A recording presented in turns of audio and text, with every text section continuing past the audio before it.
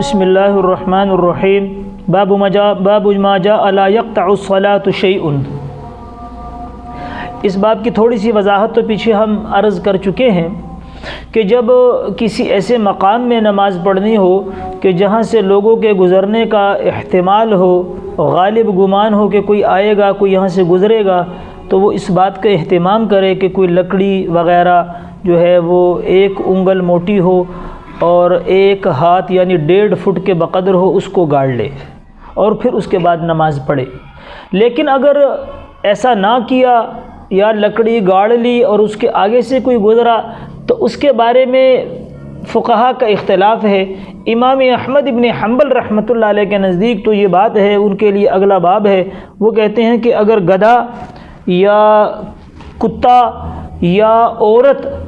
اگر نمازی کے آگے سے گزر جائے تو امام احمد ابن حنبل رحمۃ اللہ علیہ کے نزدیک اس آدمی کی نماز ٹوٹ جائے گی۔ اور ائمہ ثلاثہ، امام اعظم ابو حنیفہ رحمۃ اللہ علیہ، حضرت امام مالک رحمۃ اللہ علیہ اور حضرت امام شافعی رحمۃ اللہ علیہ، ان ائمہ ثلاثہ کے نزدیک ان میں سے کوئی چیز بھی اگر آگے سے گزر جائے تو اس آدمی کی نماز نہیں ٹوٹے گی۔ اور گدھے کی بات کے لیے تو باب ابھی قائم کیا ہے کہ حضرت عبداللہ ابن عباس رضی اللہ عنہ کہتے ہیں کہ میں اور میرا بھائی فضل بن عباس رضی اللہ عنہ مینا میں ہم گئے، جماعت کھڑی تھی، ہم نے اپنے گدھا جو تھا اس کو چھوڑ دیا اور ہم جو ہے وہ نماز میں شریک ہو گئے، اور ہمارا گدھا جو ہے وہ حضور علیہ السلام اور صحابہ کے آگے سے چر کے گزر رہا تھا، کسی کی بھی نماز نہیں ٹوٹی۔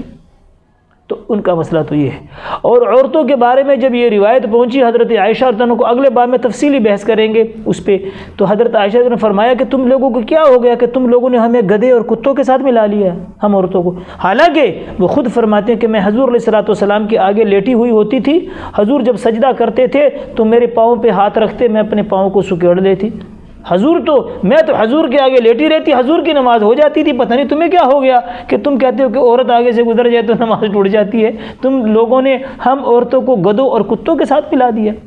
تو یہ اس بات کی دلیل ہے کہ ان چیزوں میں سے کسی چیز کے آگے سے گزرنے سے آدمی کی نماز میں کوئی فرق نہیں پڑے گا۔ اور امام احمد ابن حنبل کے لیے اگلا باب ہے، وہاں پر تفصیلی بحث کریں گے انشاءاللہ۔